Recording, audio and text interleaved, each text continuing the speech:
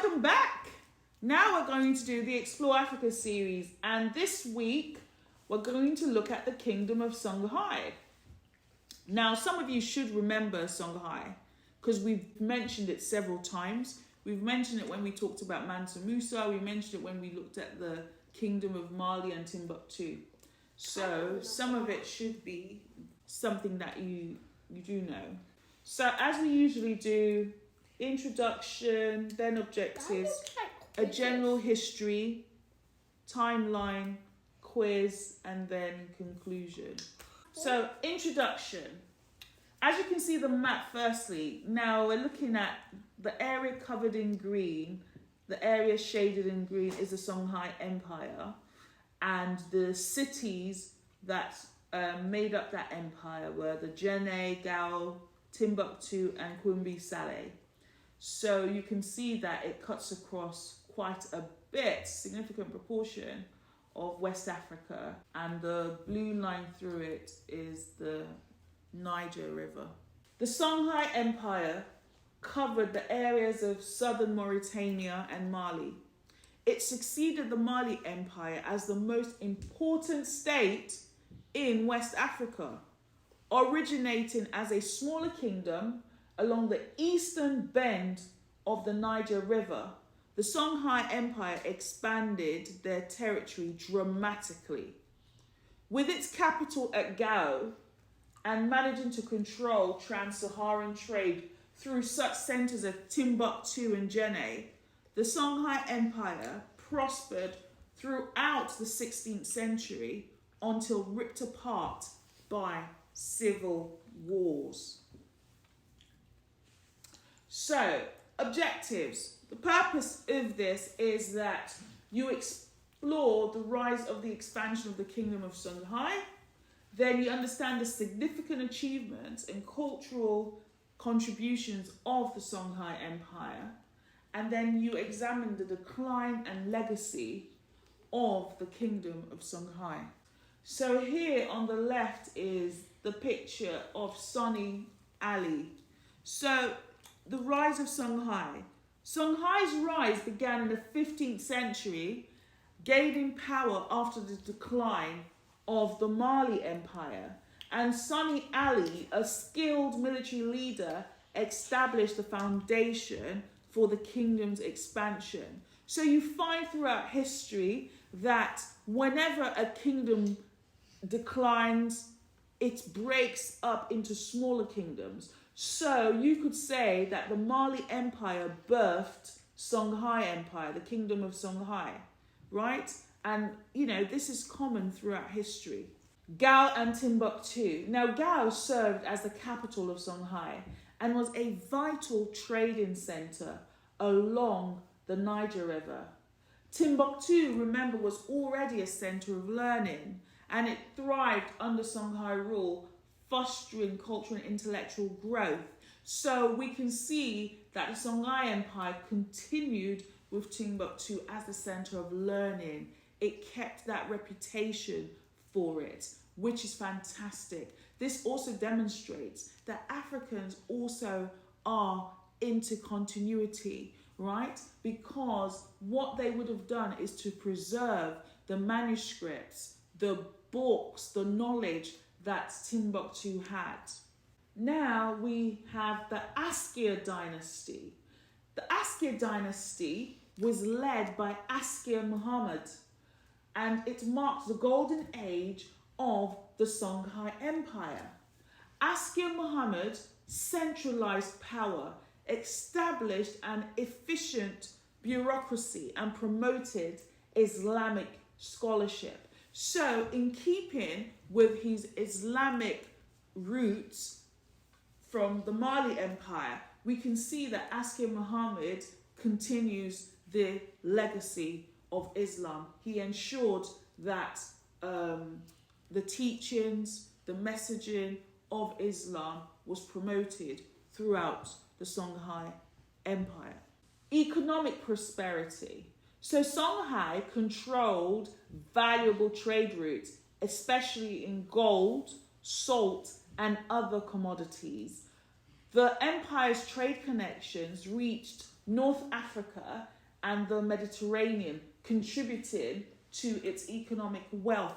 So all the lines in red, right, are the routes. And look at how extensive it is. Now, this would have been such a huge money earner. No wonder Songhai was so successful, and no wonder they made so much money. It extended across the entire West Africa, and look, it goes up all the way to the north.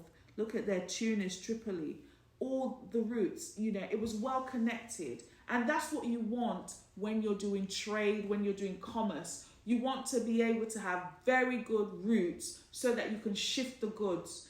And if you look on the right hand side of this image, here is parts of a gold coin. So the Songhai Empire made a lot of its money from gold, primarily from the trade of gold. Military strength. So the Songhai military, under leaders like Sunny Ali and Askar Muhammad, was formidable and well organized. And remember, we talked about the cavalry. Cavalry and infantry units were crucial in expanding the empire's territory and securing its borders. Cultural flourishing. Songhai's golden age saw advancements in arts, architecture, and Islamic scholarship. Centers of learning, mosques and libraries in Gao and Timbuktu attracted scholars from various regions. So as you can see, the men in this image are most likely scholars. Behind them, that building could either be a mosque or it could have been a library. But here is where, you know, we see that the culture of Songhai really took its place in the world. So who knows what that man is holding, that white object? Who knows what that is? Ivory. Very good, it's ivory. And elephant tusk. Very good. We also get it from rhinos. Downfall and decline. The Songhai Empire faced internal rebellions, revolts, and external invasions that weakened its power. Moroccan forces led by Ahmad al-Mansur defeated the Songhai Empire in the Battle of Tondibi in 1591. So we can see that the empire fell eventually after Moroccan forces came in and defeated them, conquered them, if you will. Legacy of Songhai.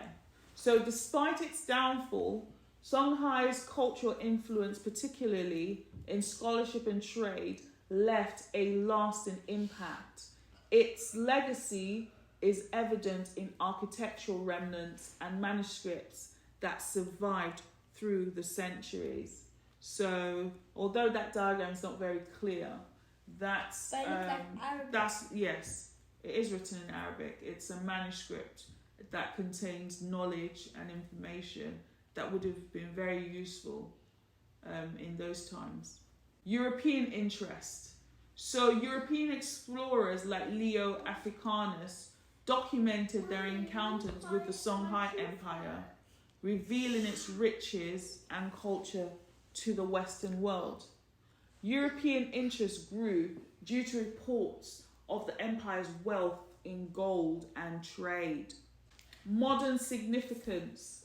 So the legacy of the Songhai Empire remains integral to West African history and is a source of cultural pride in the region. The remnants of Songhai's achievements endure in the historical memory and traditions of present-day West Africa. I believe that this is an excavation of what was a former palace of Songhai. So look at the foundations of the structure, quite impressive, real impressive. So it's good that archaeologists find these things and can even shine more light on what happened in the past. So the timeline. So the 15th century was the rise of Songhai after Mali's decline. Then we move over to the 16th century and we see Askar Muhammad's reign, and that leads to Songhai's golden age, the age where they thrived, they excelled. And in the late 16th century, unfortunately, due to the Moroccan invasion, the Songhai Empire collapses. Quiz! Question 1. Who was the prominent leader responsible for the rise of the Songhai Empire? A. Mansa Musa, B. Askia Muhammad, C. Sonny Ali. Question 2.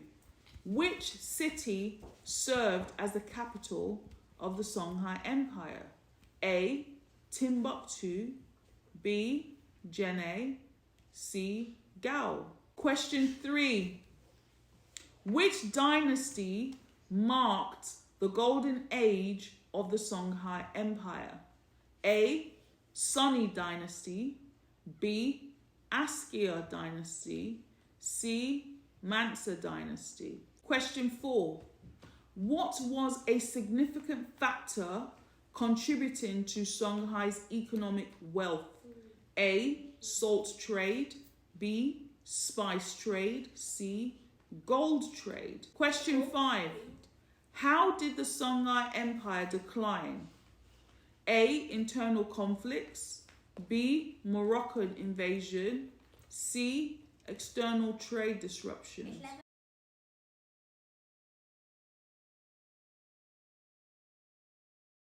Conclusion. First point. The Kingdom of Songhai rose to power after Mali's decline, and it was led by leaders like Sonny Ali and Askia Muhammad. 2. Songhai thrived in Gao and Timbuktu, becoming a centre of trade and learning under the Askia dynasty. And finally, despite its downfall due to internal conflicts and external invasions, Songhai's legacy in culture and trade endures in West African history. That's the end. Thank you for watching. We'll see you in the next Explore African series.